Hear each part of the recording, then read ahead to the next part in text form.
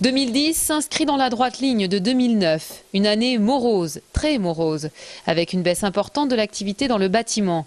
Après une chute de 7% l'an dernier au niveau national, on s'attend à moins 4% cette année.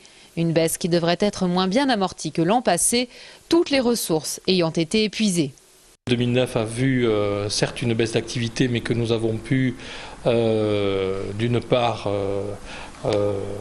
endosser par le fait qu'il y avait pas mal d'intérim, des chantiers qui étaient en cours, qui avaient été traités dans des années fastes. Aujourd'hui, nous sommes au creux de la vague. 2010 continue de baisser en termes d'activité. Il n'y a plus les réserves qui avaient été accumulées dans les années fastes.